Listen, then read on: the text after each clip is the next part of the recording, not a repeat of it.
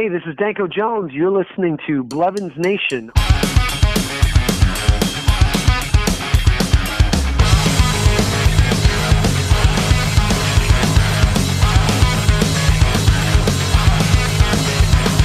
Feeling like a black dog, kicked round, ripped off, torn apart, and tossed down. One day gonna rise and take 'em on. Get back what I lost, be sweet to feel it. Extract revenge and right the wrongs. Keeps happening time and time again, man. Can't keep this steady, gotta square it up. All it takes to set me off is one more step. I'm gonna get mine, let my chip fall just behind the black line. Wheels keep on turning as I drive down the hill. I don't mind my baby with me. Say hi to the devil and ring the bell. Gonna burn in hell. Blevins Nation Entertainment and BlevinsNation.com, the place to go for all the best in rock and roll music, new rock, and podcast. So sit back, hold tight, and open up your ears. The revolution is here. Now here's your host, Chris. Hey everybody, this is Chris with Blevins Nation, and we're talking with Danko Jones. How's it going? Good. How are you? Oh man, pretty good. It's Monday. Had a great Father's Day yesterday, and it's that's Cool. yeah. Nothing outstanding, but it was a good day. So always a good day when your kids are around. So Right. now, quick question here. What did first thing off? What did you cut your teeth on? What did I cut my teeth on? What do you mean by that? Well, Pretty general. Well, I mean, as far as music. So what I started out liking, or? Yeah, what got you to wanting to play rock and roll? Well, I guess the first band that I was into was Kiss, and I just liked rock music when I was growing up, and then tried to find bands trying to find it heavier and heavier. And I was a metal kid, and then I found out about punk rock through thrash and crossover music, and then from punk rock I got into the Bad Brains and realized that really everything is. There isn't really a kind of music that I like. I just like music that's good rather than bad. Right. And so after that, I just got into everything I could that was good to my ears, regardless of whether it was, a certain genre of music, and I can only stick with that. Yeah, yeah. Now, do you find yourself liking, heavy? You said you were into heavier music. Is it, because what you write is not really heavy. I consider it. Yeah, but rock you can punk. listen to just because you listening to music is a lot different than playing music in a band. Right. I'm free to listen to whatever I want, and just because I listen to a certain kind of music, it doesn't mean that I'm only going to play that kind of music, or just because I play a kind of music, I'm only going to listen to that kind of music. Right, exactly. That's what I was getting at. It seems like, a lot of people write totally different stuff from what they really are into, but then again. Well, I don't think, being into heavy metal as a kid and playing hard rock music now, I don't think it's too great a difference. Mm-hmm. It's still kind of in the same ballpark. Oh, yeah. Yeah. I think these days heavy metal is so popular, more popular than rock music, that heavy metal is actually a gateway to rock music, as opposed to when I was growing up. Hard rock music was a gateway to heavy metal. Yes. Now it kind of seems like it's flipped around because metal has become so much more accepted and widespread all over the world, and rock music as a genre has kind of stagnated. It's a weird, but that's how it goes. Right, right. When you sit down and write stuff, do you find yourself writing heavier riffs and not ever using them, or No, I mean, no, I just mainly try and write, hard rock riffs that'll eventually make our album. Like, we're a band that we know what we sound like, right? So right? we're not going to make an album that's going to incorporate a symphony or a rapper. We know what we are. And we subscribe to the school of, the same school that, Motorhead, Slayer, the Ramones, and AC/DC subscribe to, which is, stick to what you know. Keep it simple, stupid, and don't think that you are so great that you can drag the audience that you were able to garner through your sort of experimental symphonic phase, or you're going country for this album, or you're going to do a rap rock record on this album, or you're going to do that. No, we pretty much, the next album we haven't even started writing, but I can guarantee you it's going to be a hard rock record. Exactly. So you stay true to but that what you doesn't started mean that with. we only listen to hard rock music in our spare time, and Right. we're only going to be like, it's weird, touring in North America as opposed to touring anywhere else. I find the audiences really feel it's very tribal, and they refuse to give opening bands a chance in a live setting because it's not the band that they've shown up to see. It's very sports oriented, where this is my team, and Right. I don't like that band, even though it was sanctioned by their favorite band to tour with them, and that's the package that they're touring on, and it's most likely because the band that they love and showed up for love the opening band that's opening the show. But we've been on the receiving end of that, and to me, it's always like head scratching, like why it's so tribal and just so sports oriented. With like, this is my team, and screw the other team, and you just replace it with bands. Right. For me, music is I hear music a lot differently. It's just there's only two kinds of music: good and bad, and genres are markers placed by other people, or classifications placed by other people, because they just can't deal with, liking something that they're not supposed to like. Yes. Yeah. Exactly.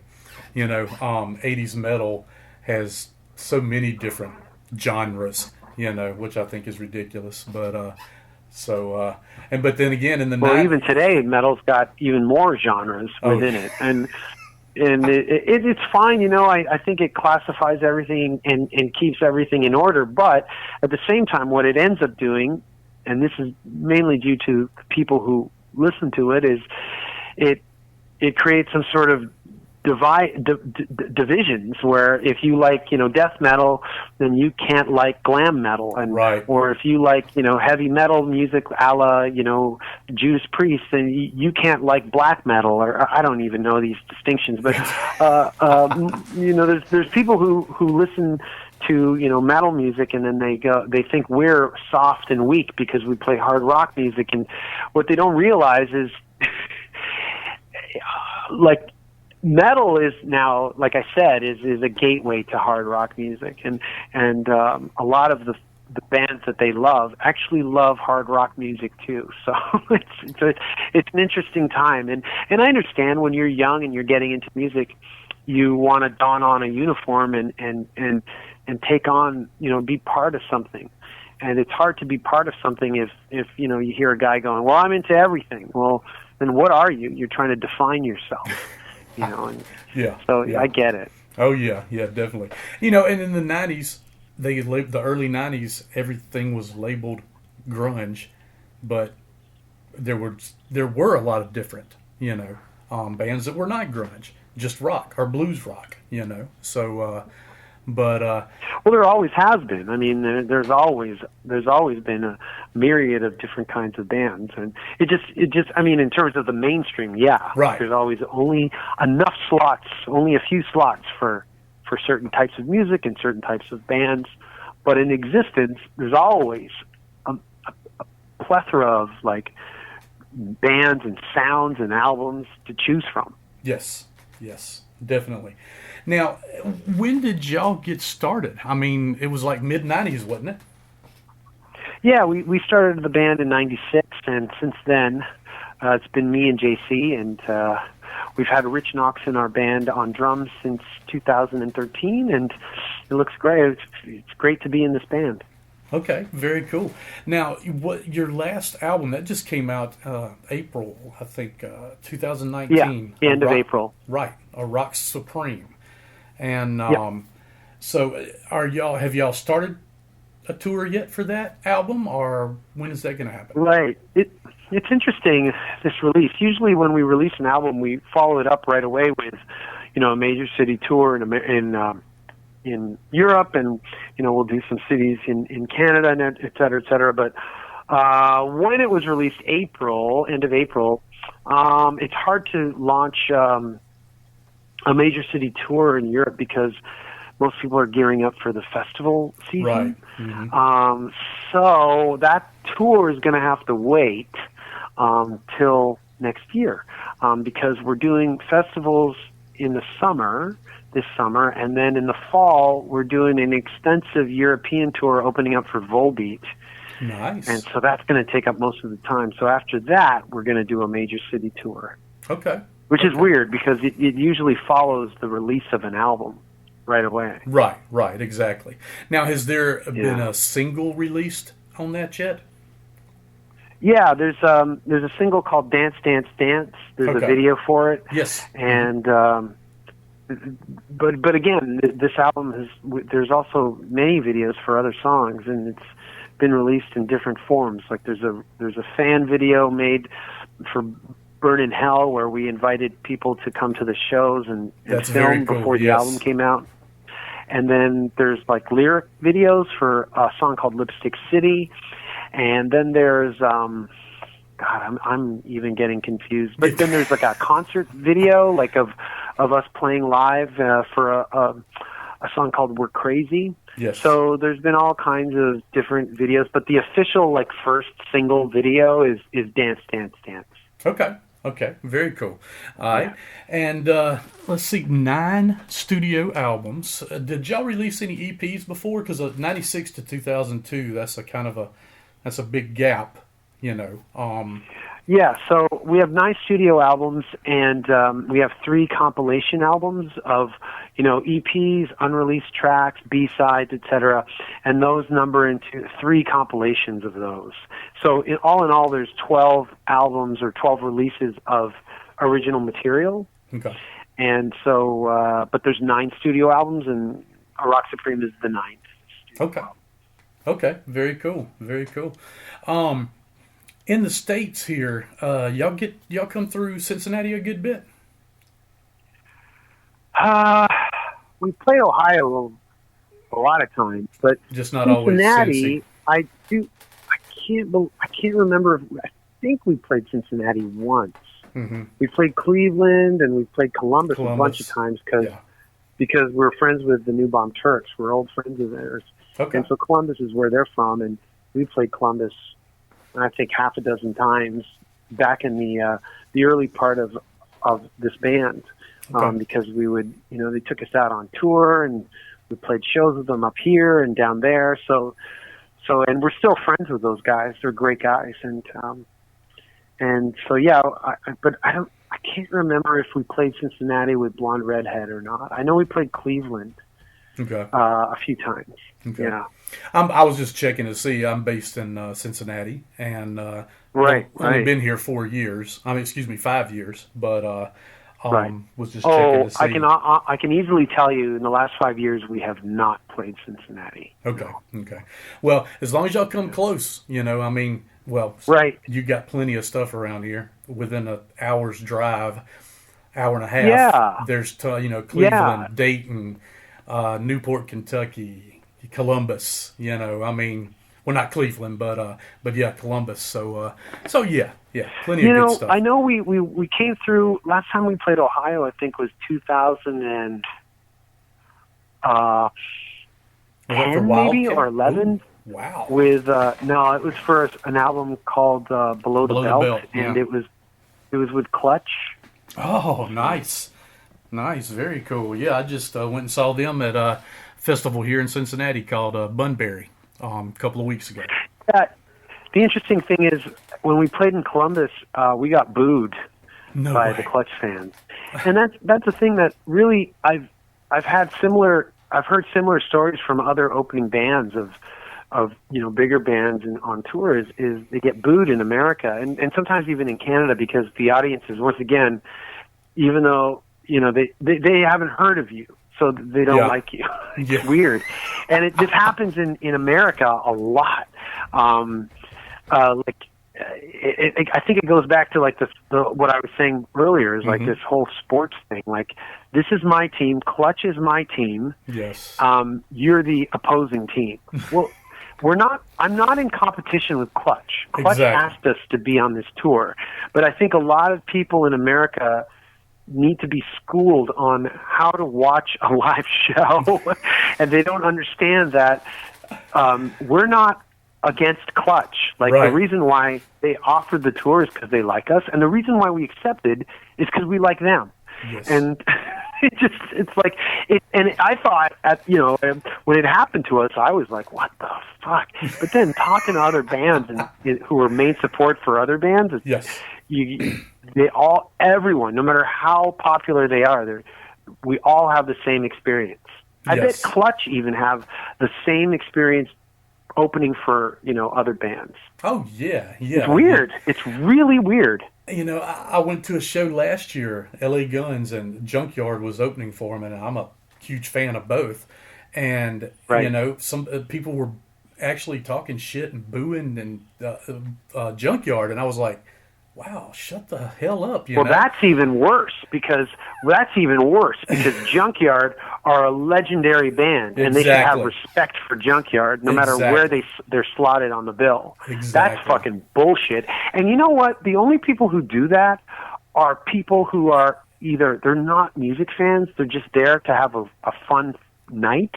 Yeah. And they're not into the music, because if they're into the music, they would just shut the fuck up and let Junkyard play, and then judge them after the show. Yeah, like that's bullshit. Yeah. I hear a story like that, and that pisses me off because it does. Whether you like Junkyard or not, like you should. If you were a music fan, you'd know where they stand in terms of music history, and that's bullshit. Yes. That's fucking bullshit, and that backs up what I was saying. I find it in America, it happens often. Not everywhere and not all the time, but in certain situations when you're dealing with an audience that maybe this is the one night they go out to watch a band and this is not part of their culture. Yeah. And they just don't know how to behave. And there's a certain protocol and there's a certain way to behave. And you give bands a chance. Well, there's no exactly. There's no etiquette book for concert goers. Yeah, you should, especially when it comes to that. Like, if you're booing Junkyard while they open up for LA Guns, it's the same genre, man. It's the same. They come from the same scene, the same genre, the same time. Cut from the same cloth. If you knew that, you would shut the fuck up and let them play. Exactly. That's fucked. Well, I interviewed David Roach not too long ago, and we were talking about that same situation. I told him about it, and he said, it's funny because in Europe, they went on a tour, just like a week or two tour with Blackberry Smoke. And he said their fans did not take to Junkyard opening for them and booed them. Booed Junkyard there. And I was like, are you serious? I mean... Where in Europe, though? No, I'm not sure. I'd have to go back and listen. But it was... I'm not sure. But yeah, that's... I just couldn't believe that because Europe is so taking of all kind of music. Well, I say Europe. Europe is, a big area. But, England especially, places like that, and they love American music. To me, rock and roll, So that was a hard pill to swallow. I was like, wow. He said it sucked for them, but he said, they just go out and play. Well, it's just leftover bullshit from like sports culture, I think, and it's just I really believe that people who boo opening bands think that the main band that they showed up for is their team, and Yes. the opening bands are the opposing team, and I think that's why they boo, because there's just no reason for you to boo a rock band that's done nothing to you except wanting to play their songs for you. And when you Yes. look at it that way, you're a fucking asshole if you boo a band like that you've never even you never even know. You don't know them. Well, yeah. Because if you knew them, you wouldn't boo them. Well, I think it's a mentality, and I've seen this mentality going to shows and, watching. Not just, people watch, and you see people like that, and it's almost like, oh, I'm here for the headliner. I'm their friend, which you're not. You think you are in your mind. I'm supporting them, so they like me, and I'm not going to like the opening band. Like you said, a sport. Yeah, it's weird. I don't get it. Yeah, I don't get it either, especially because I've been on the receiving end of it. And when I was going to shows and finding out about bands, every band I didn't know, I would shut the fuck up and listen to them. Yes. And a lot of the time I became their fan because I shut up and I listened. And I just don't think that exists as much as it used to. And, No. I don't know what to say. I think it's because, maybe because of what radio, has been for many years, but, what's not forced down your throat is not good, I guess. Sure. There's that as well. But I honestly think it's a sports thing, because sports, pervade everything about life. At least in Western culture, it's all about sports. Yeah. People, you're saying people think they're friends with a band. People think they're on the team, for fuck's sakes. Or the coach. Shit, I've seen that. Oh, yeah. And, I don't see you getting a slice of that dude's $20 million contract. But, okay, if you think you're on the team. Exactly. Well, cool. Now, where can people check y'all out? I know you're on Facebook, Danko Jones.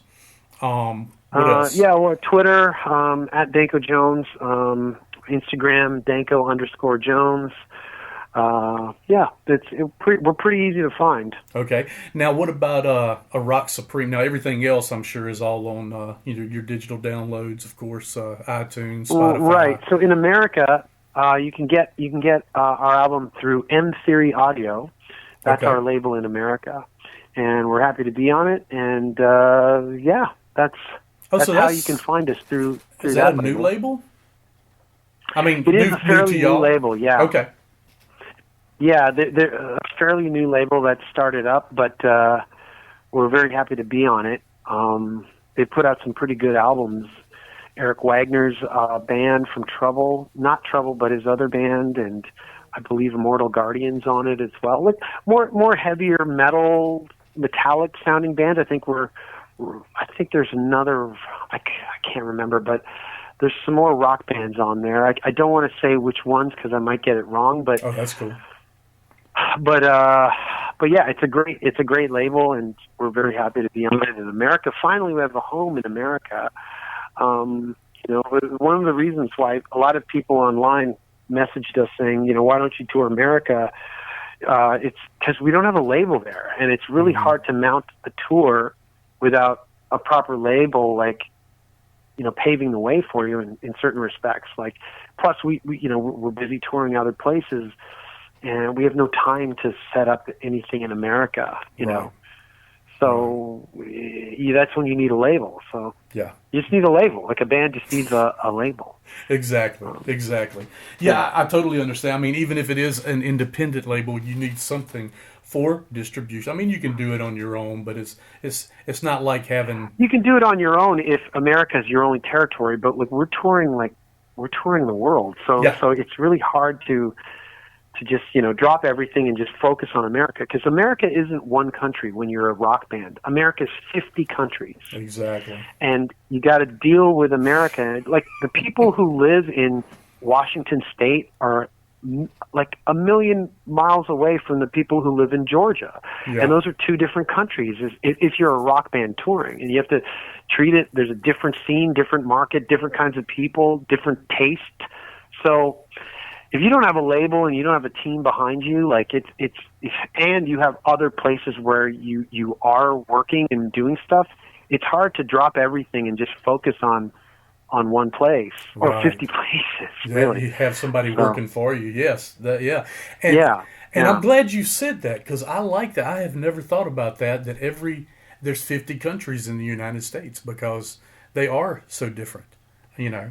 In Yeah, ways. like I mean, as a touring band, that's how we've always viewed America, because Wow. we've toured America many times, and state to state, it's like another world. Like it is. It's just, wow, this place is totally different. Like Arizona is totally different from New York State. Yeah. When you get out of the van, you look around, you're like, where the fuck are we now? You know, so we've had to Exactly. do tours where we've had to just drive across America because no one set up dates in between. And so you get in the van, like somewhere in the Northeast, and you get out of the van on the West Coast and play the show, and you're in two different, even the clubs inside and out look completely different. Yeah. So that's been our experience too. And that's when we realized, wow, this is a lot harder than we thought, because being in Canada, you just get funneled American television and American culture, and you're taking in what you are fed, and that's America. But when Yes. you go out to America and you get in the van and you drive around, It's my way God, different. This is a little more complicated than just taking in Happy Days and Family Feud and just going, wow, America's great. No, America's complicated and intricate and diverse in terms Very. of state to state. Yeah. So as an independent rock band without a label, it's virtually impossible to tour America the way you want to and not lose money. We could do it, but we'll lose, the shirts off our back. Wow. Well, man, that's awesome. I'm glad to have spoken with you, and you said that, because that gives me a whole new outlook now on things. So very cool. If you don't mind, I'll use that and tell people. That's Sure. that's amazing. I mean, seriously, that opened my eyes to a whole new thing now. So, well, cool. Well, Danko, man, it's been awesome. Gonna let you get off of here and get on with your day. Yeah, sure. Okay. Thank you. Oh, yes. Bye-bye. All right. Bye-bye. Well, there you go. Blevins Nation with Danko Jones. Had a little bit of a slow start there with Danko, but we pulled it out of the hat and knocked it out of the fucking park. Hell yeah. Great damn interview. And really learned some cool stuff from him. So hell yeah, man. Check Danko out on dankojones.com. Check out on Facebook and Instagram and Twitter and all those good things. And go by and get their music, man. Man, good stuff, great stuff, and I have opened up for some very cool bands and done some headlining. So, yeah, been around since like '96, man. Get into that, get into it, dive into it, head first. So, anyway, just check out Danko, check out BlevinsNation.com and all my other podcasts. And check me out on Facebook and Twitter and Instagram. And check out Voodoo 13. That's right, V13 Official. And that's V13Official.com. And you can check us out on Facebook and Twitter and Instagram and all that good stuff too. So, anyway, I want to throw a shout out to my good buddies over at RFL Records. That's right, RFL Records got big things. They have big things coming up.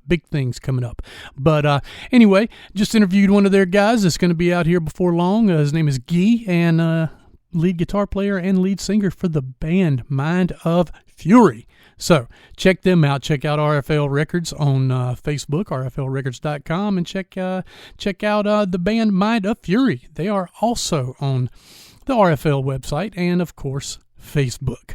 So remember, kids, wherever you go, there you are.